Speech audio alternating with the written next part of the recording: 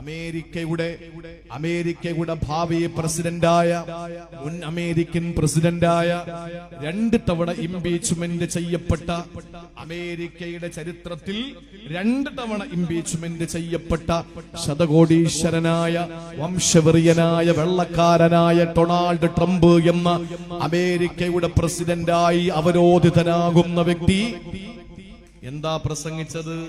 നമ്മളൊക്കെ കേട്ടു. പ്രസംഗിച്ചത് മിഡിൽ ഈസ്റ്റ് മുഴുവനും ഞാൻ നരകമാക്കുമെന്ന് പറഞ്ഞു തീർന്നില്ല. അള്ളാഹുവിന്റെ പരീക്ഷണം ലോസ് ആഞ്ചലസിൽ ഇറങ്ങുന്നു, നിന്ന് കത്തുന്നു. അമേരിക്കയുടെ ചരിത്രത്തിൽ ഇത്രയും വലിയ കാട്ടുതീ പടർന്നു ഉയർന്നു പൊങ്ങിയത് ചരിത്രത്തിൽ രേഖപ്പെടുത്തപ്പെട്ടിട്ടില്ല. എല്ലാ സംവിധാനങ്ങളും സാമ്പത്തിക ശേഷിയും ലോക പോലീസ് ചമയുന്ന അമേരിക്കയ്ക്ക് അള്ളാഹുവിന്റെ ആ തീയെ കെടുത്താൻ അവർക്ക് വെള്ളം കിട്ടുന്നില്ല.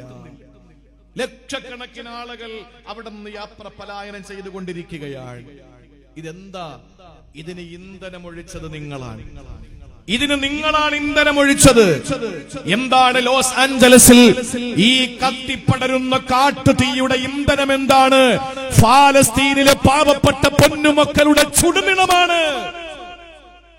ലക്ഷക്കണക്കിന് പാവപ്പെട്ട മക്കളുടെ കുരുതി ചെയ്യപ്പെട്ട, കൊല്ലപ്പെട്ട, മോർച്ചറികളുടെ മുമ്പിൽ കൊണ്ടുവന്ന് ഒരുമിച്ച് കൂട്ടപ്പെട്ട ആ ഭൗതിക ശരീരത്തിന്റെ മുകളിലൂടെ വലിയ വലിയ ടാങ്കറുകൾ കയറ്റിക്കിട്ട് ആ ശവശരീരത്തെ പോലും വികൃതമാക്കി കളഞ്ഞ ലോകം കണ്ട ഏറ്റവും വലിയ വർഗീയവാദികളായ ജൂതന്മാർക്ക് അല്ലാഹു കൊടുത്ത ഏറ്റവും വലിയ തിരിച്ചടി.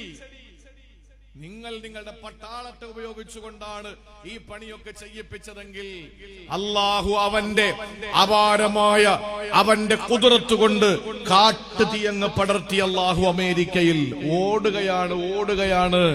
ലോസ് ആഞ്ചലസ് എന്ന് പറയുന്ന ആ പ്രദേശം, അവിടുത്തെ രാഷ്ട്രീയ വിചക്ഷണന്മാർ, അവിടുത്തെ സിനിമാ നടന്മാർ, അവിടുത്തെ വിഐപികൾ, അവിടുത്തെ വിവിഐപികൾ എല്ലാവരും താമസിക്കുന്ന പ്രദേശമാണ് ആ പ്രദേശം. അല്ലാഹു വിട്ടില്ല, അവരെ കൊണ്ട് പിടിച്ചു നിൽക്കാൻ കഴിയുന്നില്ല. എന്റെ സഹോദരങ്ങളെ, അല്ലാഹു ഒരു വരവരയ്ക്കും. നരേന്ദ്രമോദി എന്ന രാജ്യത്തിന്റെ പ്രധാനമന്ത്രിയുടെ 2ാം ഘട്ടത്തിലോ 1ാം ഘട്ടത്തിലോ ഒരു വര വരച്ചിട്ട് നിങ്ങൾ ആ വരയ്ക്കപ്പുറത്തേക്ക് പോകരുത് എന്ന് കോവിഡ് കാലത്ത് പറഞ്ഞപ്പോൾ, കോവിഡ് കാലത്ത് ഒരു ലക്ഷ്മണ രേഖ വരച്ചിട്ട് അതിനപ്പുറത്തേക്ക് നിങ്ങൾ കാലെടുത്ത് വെക്കരുത് എന്ന് പറഞ്ഞപ്പോൾ നമ്മുടെ ജീവനിലെ പേടിയുള്ള നാം ഓരോരുത്തരും വീടിനകത്ത് അടച്ചു മൂടിയിരുന്നില്ലേ? മാസങ്ങളോളം പള്ളികൾ അടച്ചു പൂട്ടിയില്ലേ? ബനാത്തും യതീംഖാനയും അതുപോലെ പള്ളി ദറസുകളും മദ്രസകളും അടച്ചു പൂട്ടിയില്ലേ? ഓഫീസുകൾ അടച്ചു പൂട്ടിയില്ലേ? ചരിത്രത്തിൽ ആദ്യമായിട്ട് പരിശുദ്ധമായ ഹറമുകൾ പോലും പൂട്ടപ്പെട്ടില്ലേ? ലോകം മുഴുവനും.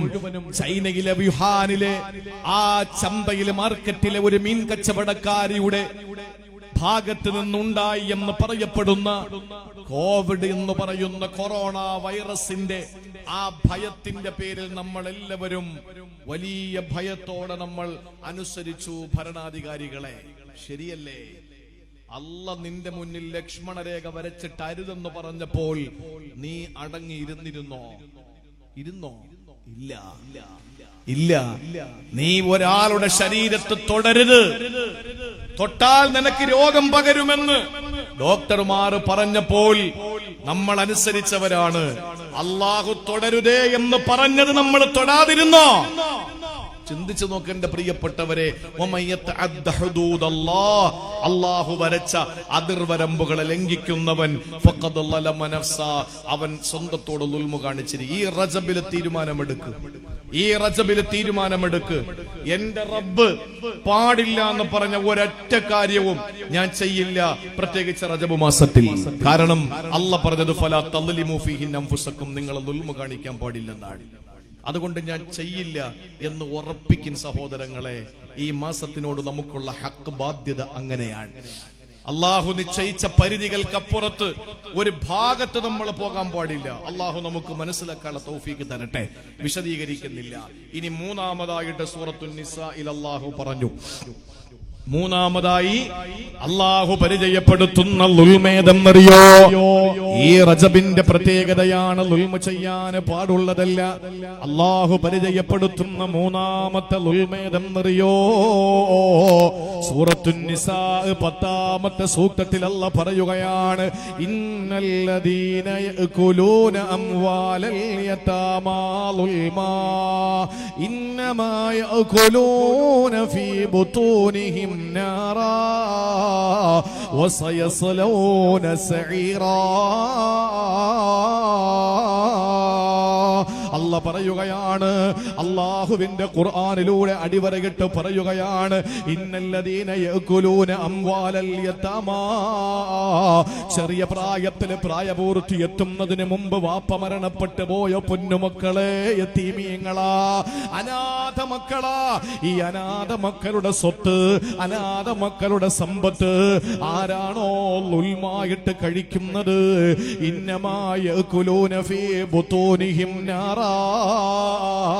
അവന്റെ പള്ളയിൽ അവന് തിന്നുന്നത് മട്ടനല്ല, ചിക്കനല്ല, ബീഫല്ല, ഫിഷല്ല. അല്ലാഹു പറയുകയാണ്, ഫീ ബുതൂനിഹിം നാറാ. അവൻ നരകമാണ്, അഥവാ തീയാണ് വയറ്റിൽ നിറയ്ക്കുന്നത്. അവന് നരകമാണെന്ന് പറയാൻ അല്ലാഹു പരിചയപ്പെടുത്തുന്നത് അവന് വായിലേക്കിടുന്ന ഭക്ഷണം, അവന്റെ അന്നനാളത്തിലൂടെ ആമാശയത്തിലേക്ക് പോകുന്ന ഭക്ഷണം. അല്ലാഹു പറയുന്നു, അത് നാറാ, തീയാണ്, തീയാണ്. വസയസ്ലൗന സഈറാ.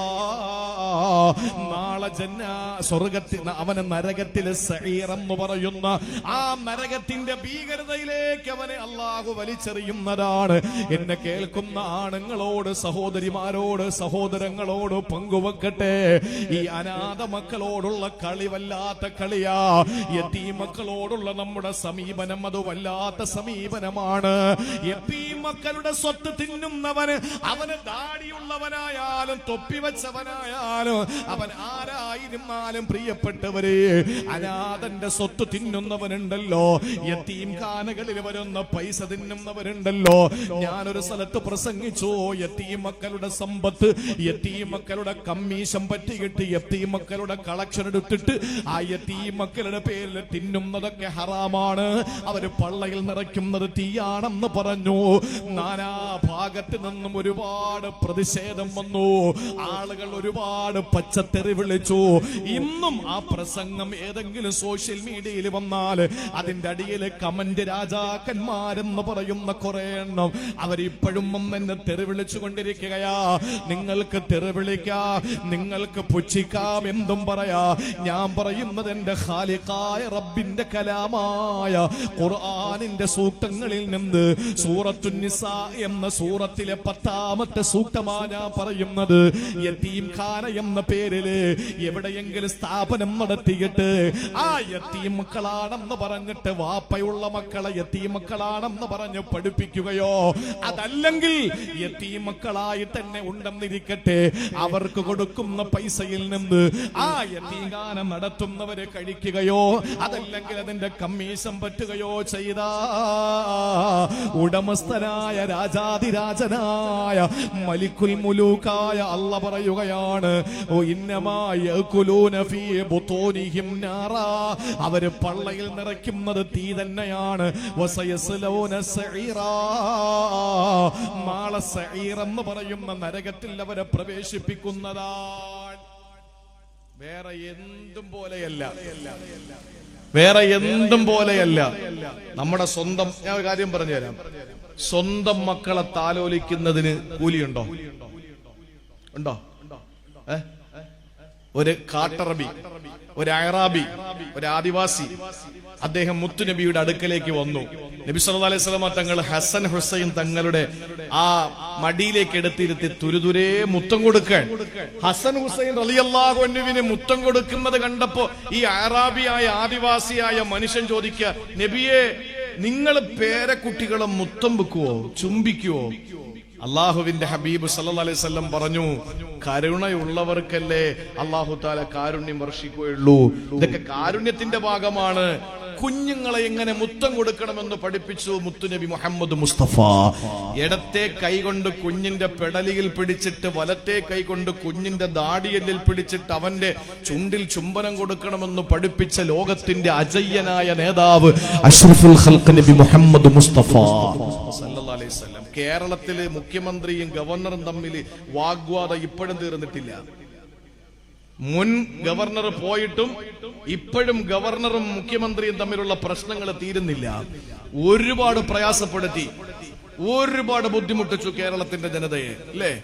നിങ്ങൾ നോക്ക്, ഒരു ഗവർണറെ നീക്കം ചെയ്യുന്നു രാജ്യത്തിന്റെ പ്രധാനമന്ത്രി. ഏത് പ്രധാനമന്ത്രി? സയ്യിദുനാ ഉമർ ഇബ്നുൽ ഖത്താബ് റളിയല്ലാഹു അൻഹു. ആരാ ഗവർണർ? ഒരു ഗവർണർ, ഒരു സ്റ്റേറ്റിന്റെ ഗവർണറെ നീക്കം ചെയ്യാൻ ഗവർണർ ന്യായമായിട്ടും ചോദിക്കണമല്ല, എന്നെ എന്തിനാ നീക്കം ചെയ്യുന്നേന്ന് ചോദിച്ചു. എന്നെ നീക്കം ചെയ്യുന്ന എന്തിനാ? അപ്പൊ ഗവർണറോട് പ്രധാനമന്ത്രി അഥവാ പ്രസിഡന്റ് മഹാനായ ഉമർ ഇബ്നുൽ ഖത്താബ് റളിയല്ലാഹു അൻഹു പറഞ്ഞു, നിന്നെപ്പറ്റി ജനങ്ങൾക്കൊരു പരാതിയുണ്ട്. എന്താ തങ്ങളെ എന്നെ പറ്റിയിട്ടുള്ള പരാതി? നീ നിന്റെ മക്കൾക്ക് ചുംബനം കൊടുക്കുന്നില്ല. സുബ്ഹാനല്ലാഹ്. സ്വന്തം മക്കളെ മുത്തം വയ്ക്കാത്തതിന്റെ പേരിൽ ഒരു ഗവർണറെ നീക്കം ചെയ്യുന്ന ഭരണാധികാരി. അപ്പോ ഗവർണർ ചോദിച്ചു, ഞാൻ എന്റെ മക്കൾക്ക് മുത്തം കൊടുക്കുന്നതും ഈ നാടിന്റെ ഗവർണർ സ്ഥാനത്തിരിക്കുന്നതും തമ്മിൽ എന്താ ബന്ധം? ഉമർ ഇബ്നുൽ ഖത്താബ് തങ്ങൾ പറഞ്ഞു, സ്വന്തം കുഞ്ഞുങ്ങൾക്ക് മുത്തം കൊടുക്കാത്തവൻ ആരാന്റെ മക്കളോട് കരുണ കാണിക്കുമെന്ന് തോന്നുന്നുണ്ടോ? സ്വന്തം മക്കളോട് വാത്സല്യം ഇല്ലാത്തവന് അവരന്റെ മക്കളോട് വാത്സല്യം കാണിക്കുമെന്ന് തോന്നുന്നുണ്ടോ? ചില ആളുകളൊക്കെ മതേതരത്വം വിളമ്പി ഓടുന്നല്ലോ. സ്വന്തം മതത്തിൽ ഞാൻ എന്റെ ഹൈന്ദവ സമൂഹത്തോട് പറയാൻ, ക്രൈസ്തവ സമൂഹത്തോട് പറയാൻ, 5 നേരം പടച്ചവനെ സാക്ഷിയാക്കി ഞാൻ പറയാൻ, എന്ത് വിവാദമുണ്ടായാലും എന്ത് പ്രശ്നമുണ്ടായാലും ഞാൻ ഇക്കാര്യം തുറന്നു പറയുകയാണ്.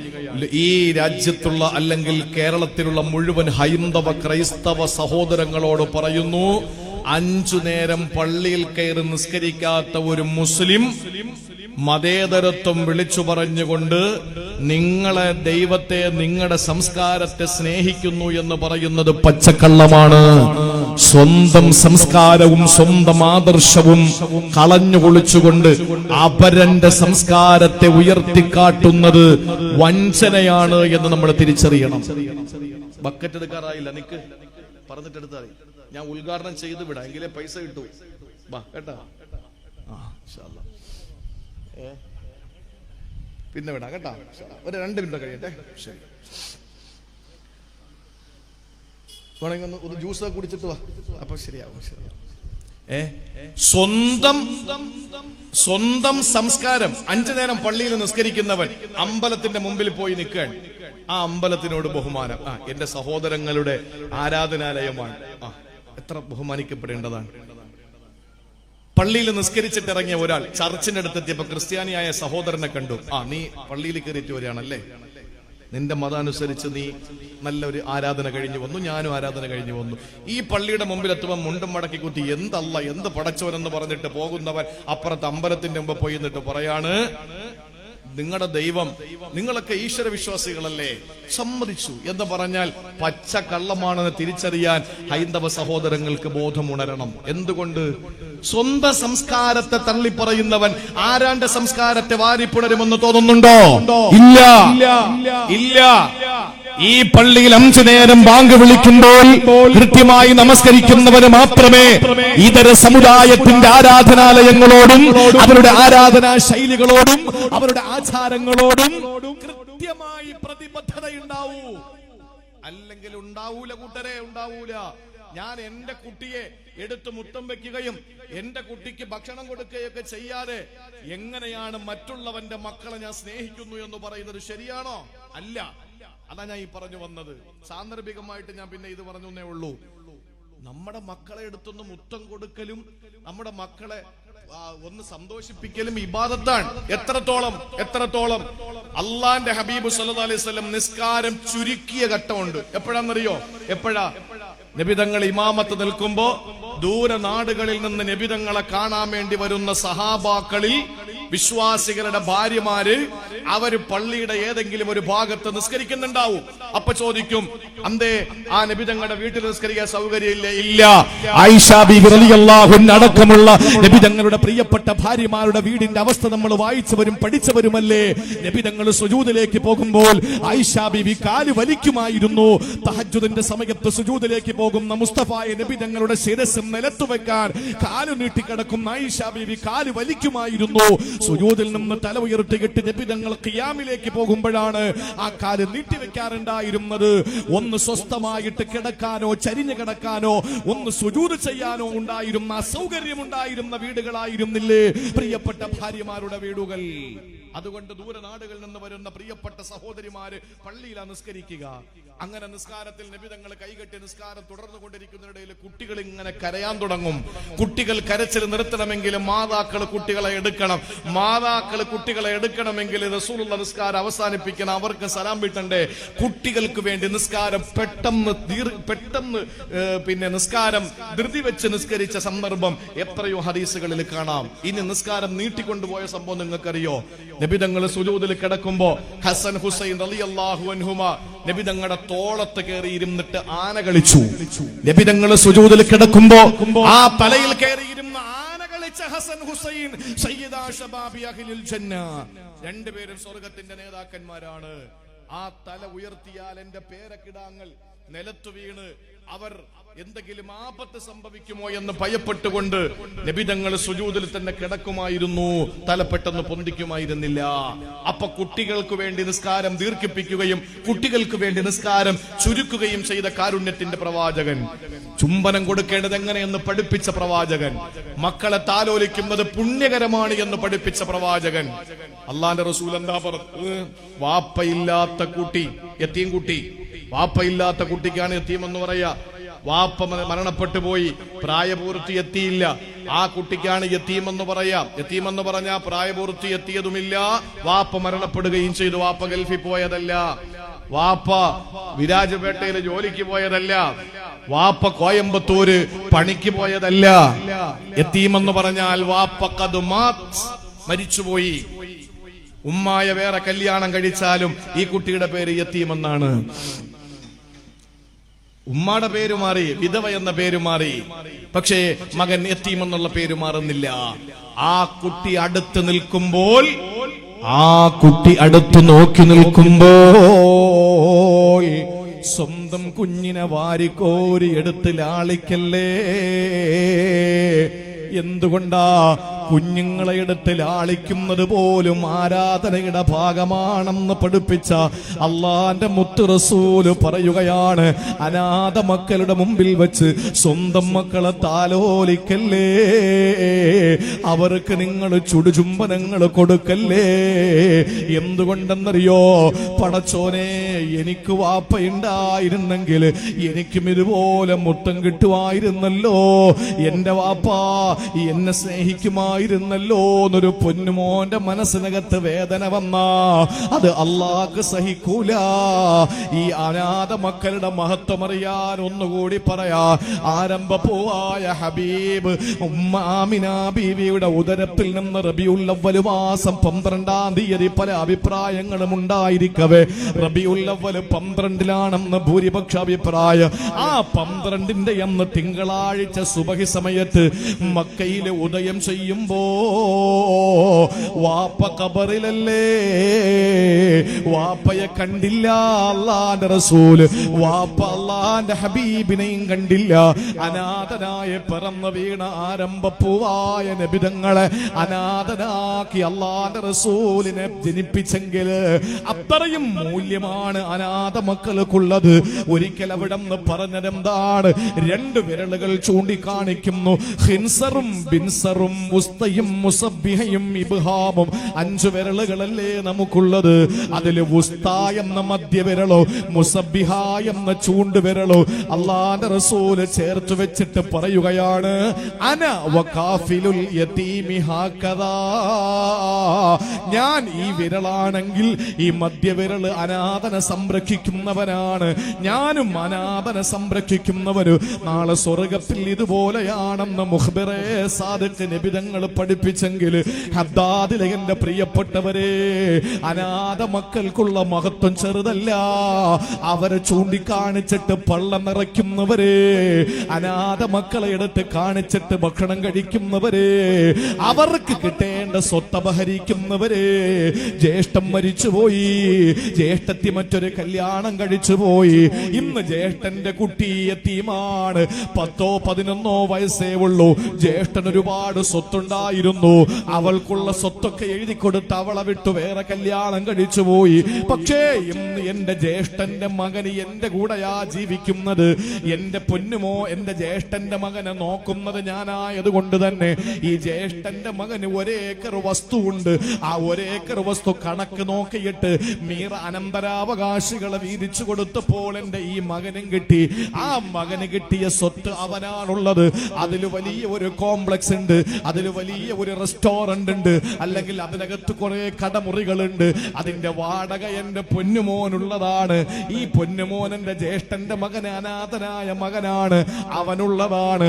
ആ സ്വത്തിൽ നിന്ന് നിനക്കും നിന്റെ മക്കൾക്കും അതോടൊപ്പം അവനും കൂടി നീ ഭക്ഷണം കൊടുത്താൽ നീ കഴിക്കുന്നത് ഹറാമല്ലേ സഹോദരാ? അതുകൊണ്ട് ഓർത്തോ, അനാഥനായ മകന്റെ സ്വത്ത് വേറെ ആർക്കും അല്ലാഹു അനുവദിച്ചു കൊടുത്തിട്ടില്ല, ഒരിക്കലും അത് പാടുള്ളതുമല്ല. അല്ലാഹുവിന്റെ ഖുർആൻ പറയുന്നു, യതീമക്കളുടെ സമ്പത്ത് അപഹരിച്ച് കഴിക്കുന്നവനെ, നാളെ നിനക്ക് വരാൻ പോകുന്ന ശിക്ഷ, ഇന്നമായ നരകത്തിൽ തീയാണ്, നീ വയറ്റിലും തീയാണ് നിറയ്ക്കുന്നത്. നാളെ നീ സഈർ എന്ന നരകത്തിൽ കിടക്കേണ്ടി വരുന്നതാണ്. അല്ലാഹു നമ്മളെ കാത്തുരക്ഷിക്കട്ടെ, അല്ലാഹു നമ്മളെ കാത്തുരക്ഷിക്കട്ടെ.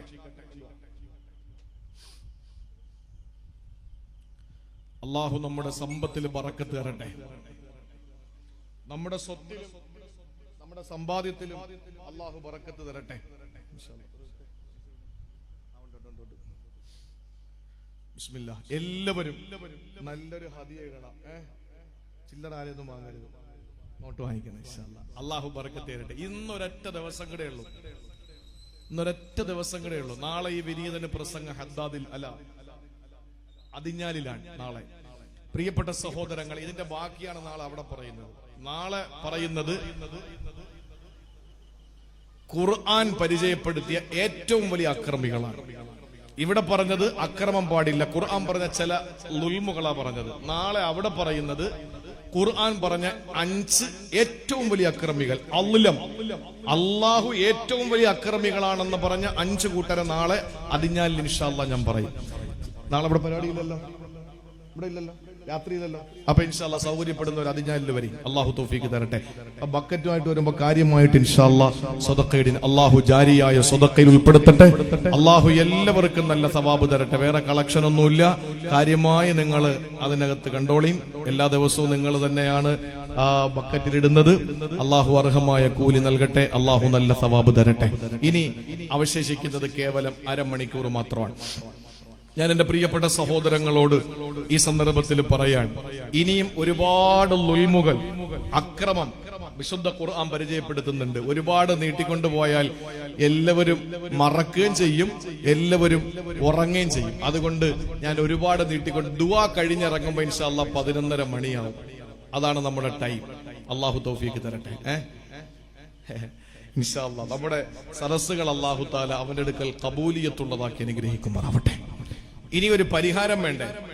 രോഗം നമ്മൾ പറഞ്ഞു, വല്ലവന്റെയും പണം അപഹരിച്ച് തിന്നുക, അതുപോലെ യതീമിന്റെ ധനം തിന്നുക, അതുപോലെ അള്ളാഹു വെച്ച ചില അതിർവരമ്പുകളെ ലംഘിച്ചു പോവുക, ഇതൊക്കെയും ലുൽമാണ്. ഈ റജബിൽ ഒരിക്കലും ലുൽമ പാടില്ലെന്ന് ഖുർആൻ പറഞ്ഞതാണ്. അപ്പോ സംഭവിച്ചു പോയില്ലേ? ഇന്ന് റജബ് കുറച്ചായില്ലേ? മാത്രമല്ല, കഴിഞ്ഞ ജീവിതത്തിന്റെ ഓരോ റജബിലും നമ്മൾ ഒരുപാട് തെറ്റുകൾ ചെയ്തു പോയിട്ടുണ്ടെങ്കിൽ നമുക്ക് ഇതിൽ നിന്ന് രക്ഷപ്പെടാൻ ഒരു മരുന്ന് വേണ്ടേ? ആ മരുന്ന് ഖുർആൻ 2 മരുന്ന് പറയുന്നുണ്ട്. അത് 2 കൂടെ പറയുമ്പോൾ ഇൻഷാ അല്ലാഹ് നമുക്ക് കറക്റ്റ് ടൈം ആവും. 2 പരിഹാരം ഇൻഷാ അല്ലാഹ് ഇന്ന് മുതൽ അള്ളാഹു നമുക്ക് ഹയാത്താക്കാനുള്ള തൗഫീഖ് തരട്ടെ. ഈ 2 മരുന്ന്, രോഗം പറഞ്ഞു, രോഗം വരുന്ന വഴിയും പറഞ്ഞു, രോഗത്തിന്റെ കാഠിന്യതയും പറഞ്ഞു. ഇനി മരുന്നാണ് പറയാൻ പോകുന്നത്. സഹോദരിമാരും നന്നായിട്ട് ശ്രദ്ധിച്ചോളി. ഒന്നാമതായിട്ട് നമുക്കുള്ള പരിഹാരം സൂറത്തു ആലി ഇംറാനിൽ അല്ലാഹ് പറയുകയാണ്, വല്ലദീന ഇദാ ഫഅലൂ ഫാഹിശതൻ ഔ ളലമൂ അൻഫുസഹും ദക്കറുല്ലാഹ് فاستغفروا لذنوبهم ومن يغفر الذنوب إلا الله ولم يصروا على ما فعلوا وهم يعلمون. എന്റെ ഹദ്ദാദിലെ സഹോദരങ്ങളെ, എന്റെ സഹോദരിമാരെ, അല്ലാഹുവിന്റെ പരിശുദ്ധമായ ഖുർആനിൽ അല്ലാഹ് പറയുകയാണ്, വല്ലദീന ഇദാ ഫഅലൂ ഫാഹിശതൻ ഔ ളലമൂ അൻഫുസഹും. ആരെങ്കിലും സ്വന്തം ശരീരത്തോട് ദുൽമ കാണിച്ചാൽ, അശ്ലീലത ആരെങ്കിലും പ്രവർത്തിച്ചാൽ, സഭ്യതയില്ലാത്ത പ്രവർത്തനങ്ങൾ ആരെങ്കിലും ചെയ്താൽ, ആ ചെയ്തു പോയ ആണുങ്ങളെ, പെണ്ണുങ്ങളെ, അല്ലാഹു മരുന്ന് പറയുകയാണ്, ശമനം പറയുകയാണ്, ചികിത്സ പറയുകയാണ്. ഉടനെ അവന് ചെയ്യേണ്ടത് എന്തെന്നറിയോ? അല്ലാഹുവിനെ പറ്റി പെട്ടെന്ന് ഓർത്തുകൊള്ളട്ടെ. ഇതാര് പറഞ്ഞതിനെതിരാ ഞാൻ പ്രവർത്തിക്കുന്നത്? ഇതാരോടുള്ള ധിക്കാരമാ ഞാൻ കാണിക്കുന്നത്? ആരാ എനിക്ക് ശരീരം തന്നത്? ആരാ എനിക്ക് ആരോഗ്യം തന്നത്? ആരാ എനിക്ക് റൂഹ് തന്നത്? ആരാ കിടക്കാൻ വീട് തന്നത്? ആരാ കഴിക്കാൻ ഭക്ഷണം തന്നത്? ആരാ കുടിക്കാൻ എനിക്ക് വെള്ളം തന്നത്? ആരാണ് എനിക്ക് ഉടുക്കാൻ വസ്ത്രം തന്നത്? ഇതെല്ലാം എന്നെ പരിപാലിക്കുന്ന എന്റെ അല്ലാഹ്, ആ പടച്ചവനോടാണോ ഞാൻ ധിക്കാരം കാണിക്കുന്നത്? വീട്ടിൽ ഏതെങ്കിലും ഒരു ജോലിക്കാരനെ വെക്ക് ഹദ്ദാദുകാരാ, എന്നിട്ട് നിങ്ങൾ ഭക്ഷണം കൊടുക്ക്, എന്നിട്ട് നിങ്ങൾക്ക് അവർക്ക് വെള്ളം കൊടുക്ക്, എന്നിട്ട് നിങ്ങൾ അവർക്ക് വസ്ത്രം കൊടുക്ക്, എന്നിട്ട് കിടക്കാൻ വീടിന്റെ ഏതെങ്കിലും ഒരു ഭാഗത്തൊരു ചെറിയ ഇടം കൊടുക്ക്, എന്നിട്ട് നേരം വെളുത്ത് നമ്മളെ ഭക്ഷണം കഴിച്ച്, നമ്മളെ വെള്ളം കുടിച്ച്, നമ്മളെ തുണി ഉടുത്തിട്ട്, നമ്മൾ കൊടുത്ത സ്ഥലത്ത് കിടന്നുറങ്ങി എണീറ്റിട്ട് നമുക്കെതിരെ തിരിഞ്ഞാ നമ്മളവനെ വെറുതെ വിടുവോ? അവനെ നമ്മൾ പിന്നെ വെള്ളം കൊടുക്കുവോ? അവനെ നമ്മൾ പിന്നെ ഭക്ഷണം കൊടുക്കുവോ? അവന് പിന്നെ നമ്മളെ കിടക്കാൻ ഇടം കൊടുക്കുവോ? അവനെ നമ്മൾ പിന്നെ ചേർത്ത് നിർത്തുമോ? ഇല്ല. അവനെ നമ്മൾ പടിയടച്ച് പിണ്ടം വെക്കൂലേ? എന്നാ അല്ലാഹു തന്ന വസ്ത്രം ഉടുത്ത്, അല്ലാഹു തന്ന വീട്ടിൽ കിടന്ന്, അല്ലാഹു തന്ന ഭക്ഷണം കഴിച്ച്, അല്ലാഹു തന്ന വെള്ളം കുടിച്ച്, അല്ലാഹുവിനോട് ധിക്കാരം കാണിക്കുന്ന എനിക്കും നിങ്ങൾക്കും അല്ലാഹു വീണ്ടും വീണ്ടും വെള്ളം തരുന്നില്ലേ? അല്ലാഹു വീണ്ടും ഭക്ഷണം തരുന്നില്ലേ? അല്ലാഹു നമുക്ക് സകല സൗകര്യങ്ങളും തരുന്നില്ലേ? ഇതെല്ലാം പടച്ചവൻ നമുക്ക് ചെയ്തു തരുമ്പോ എന്റെ പ്രിയപ്പെട്ടവരെ, ഒരു സെക്കൻഡ് നമ്മൾ മനസ്സിലൊന്ന് ഓർക്കണം, അല്ലാ, നിന്നോടല്ലേ ഞാൻ ദുൽമ കാണിച്ചത്? നീ പറഞ്ഞതിനെതിരല്ലേ ഞാൻ ചെയ്യുന്നത്? നിന്നോടല്ലേ ഞാൻ ധിക്കാരം കാണിക്കുന്നത്? അതുകൊണ്ട് അല്ലാ, ഞാൻ മനുഷ്യനല്ലേ, തെറ്റുപറ്റിപ്പോയി. വികാരം നീയല്ലേ എനിക്ക് തന്നത്, ആഗ്രഹങ്ങൾ നീയല്ലേ എനിക്ക് തന്നത്. അതൊക്കെ ചെയ്ത് ഞാൻ എന്തൊക്കെയോ കാട്ടിക്കൂട്ടിയല്ല. അതുകൊണ്ട് നിന്നെ ഇപ്പോഴും ഞാൻ അങ്ങ് ഓർത്തത് കൊണ്ട്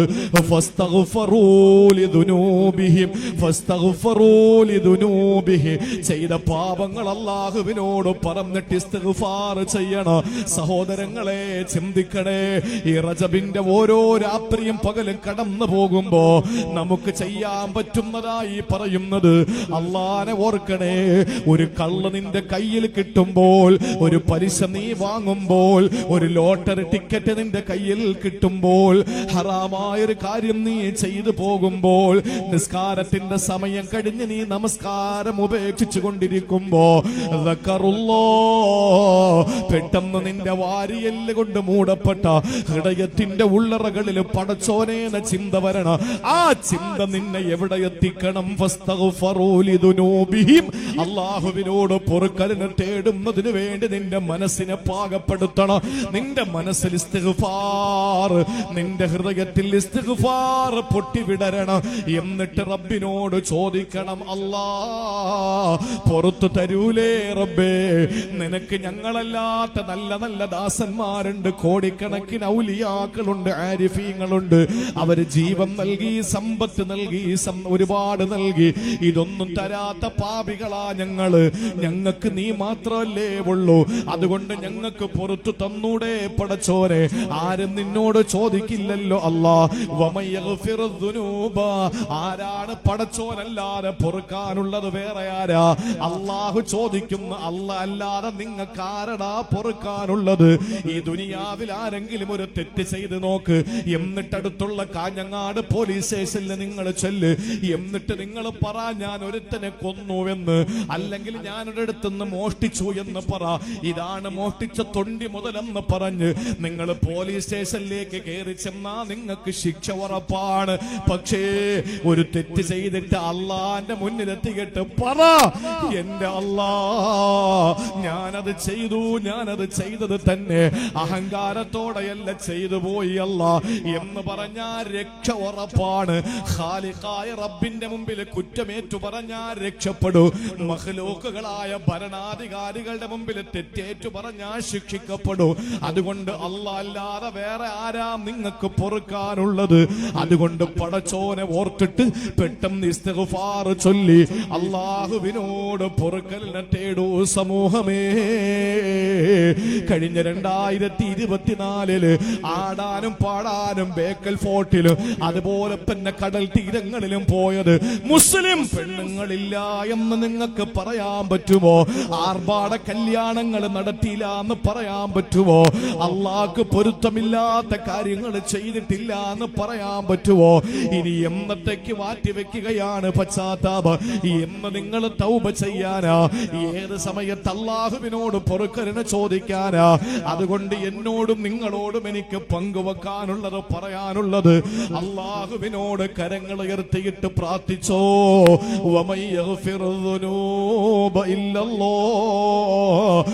അല്ലാത്ത ആരാ പിന്നെ പാപം പൊറുക്കാനുള്ളത്? അതുകൊണ്ട് തെറ്റ് ചെയ്തുകൊണ്ടിരിക്കുമ്പോ പെട്ടെന്ന് പടച്ചവനെ ഓർത്തിട്ട് അള്ളാഹുവിനോട് ഇസ്തിഗ്ഫാർ ചെയ്തു മടങ്ങിക്കോ. രണ്ടാമതൊരു കാര്യം കൂടി നിങ്ങൾ ചെയ്യണം. പശ്ചാത്തപിച്ചു മടങ്ങിയാലും മാത്രം പോരാ. വലം യുസിറൂ അലാ മാ ഫഅലു വഹും യഅലമൂൻ. ഇനി അറിഞ്ഞുകൊണ്ട് നിങ്ങളത് ചെയ്യാനും പാടില്ല. അറിഞ്ഞുകൊണ്ട് നിങ്ങൾ ഇനി അത് ചെയ്യാൻ പാടില്ല. ചെയ്തു പോയി തമ്പുരാനെ, ഞാൻ എന്താ ഇനി ചെയ്യാ? അതിന് വഴിയുണ്ട്. പെട്ടെന്നല്ലായ ഓർക്ക്. എന്റെ സഹോദരങ്ങളെ, രാത്രി എത്ര സുരക്ഷിതമായി നമ്മൾ കിടന്നുറങ്ങുന്നു അല്ലേ? ഫലസ്തീനിലെ മക്കൾക്ക് കിടന്നുറങ്ങാൻ കഴിയുന്നില്ല. രാത്രി ബോംബ് വന്ന് തലയിൽ വീഴുക. കഴിക്കാൻ ഭക്ഷണം അല്ലാഹു നമുക്ക് തന്നു. രുചികരമായ ഭക്ഷണം, ഇഷ്ടംപോലെ ഭക്ഷണം നമുക്ക് ഒരു കുറവുമില്ല.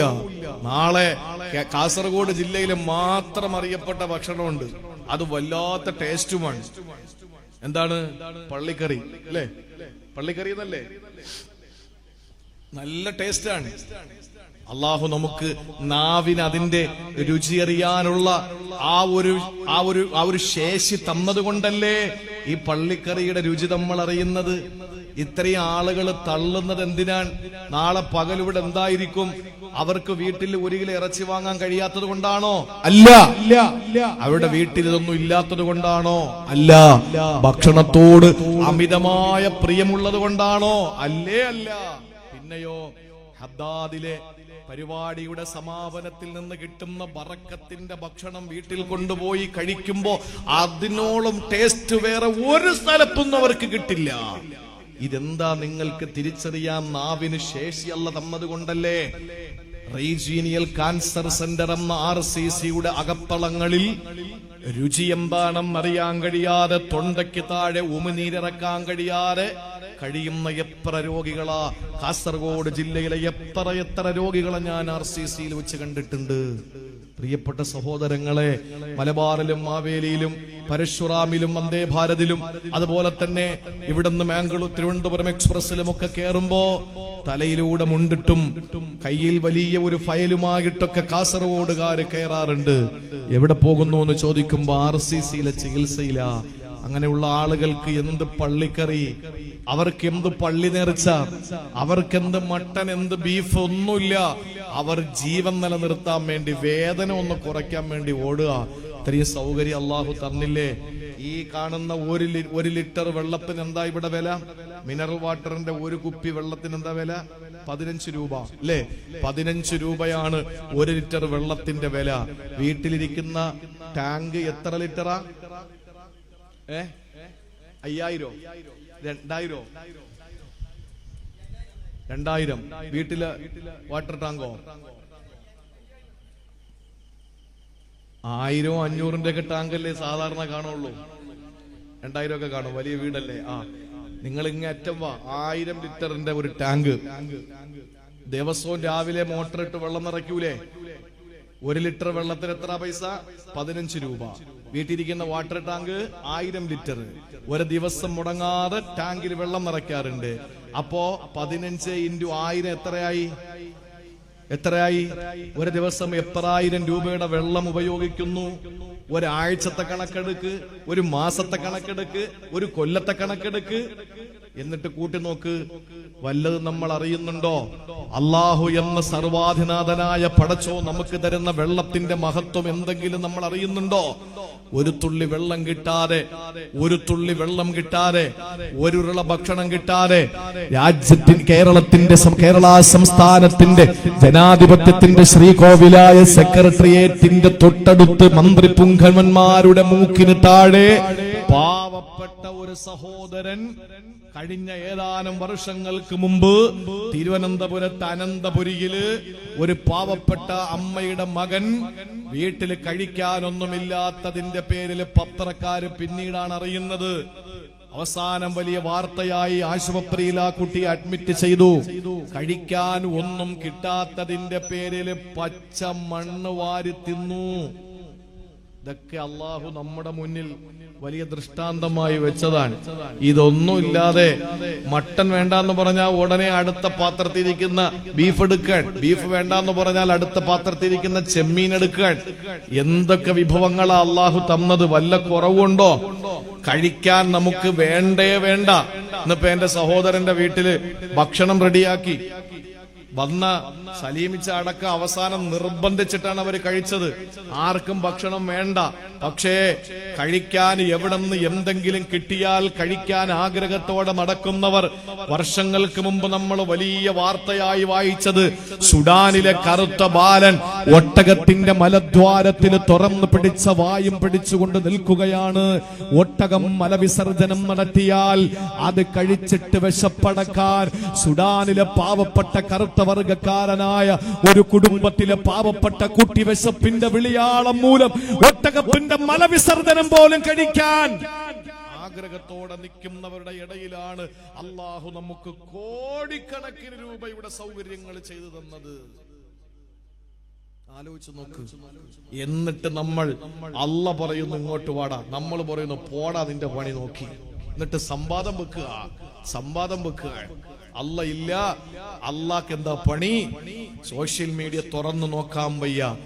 ഒരാള് പോലും നാഴികയ്ക്ക് 40 വട്ടം ഇസ്ലാമിനെ അധിക്ഷേപിക്കുന്ന PC ജോർജിനെ പോലുള്ള വിഷവിത്തുക്കളെ അരമണിക്കൂർ ഒന്ന് ജയിലിലടയ്ക്കാൻ പോലും കേരളത്തിലെ നിയമമില്ലാത്തൊരവസ്ഥയിലേക്ക് മാറപ്പെട്ടു. കേരളത്തിലെ മുഴുവൻ ആളുകളും സയ്യിദുൽ ഉലമാ ജിഫ്രി മുത്തുക്കോയ തങ്ങൾ മുതൽ കാന്തപുരം AP അബൂബക്കർ മുസ്ലിയാർ മുതൽ മൗലാനാ മമ്പാട് നജീബ് മൗലവി മുതൽ ദക്ഷിണ കേരളത്തിലെ പണ്ഡിതന്മാര് മുതൽ കേരളത്തിലെ മുഴുവൻ ആളുകളും ഇരിക്കുന്ന പാവങ്ങളായ ഇതിന്റെ ഭാരവാഹികൾ, എന്നെ കേൾക്കുന്ന നിങ്ങൾ, ഇതൊന്നും അറിയാത്ത പാവപ്പെട്ട അമ്മമാർ, ഈ കേരളത്തിലെ മുഴുവൻ ആളുകളും തീവ്രവാദിയാണ്, വർഗീയവാദിയാണ്.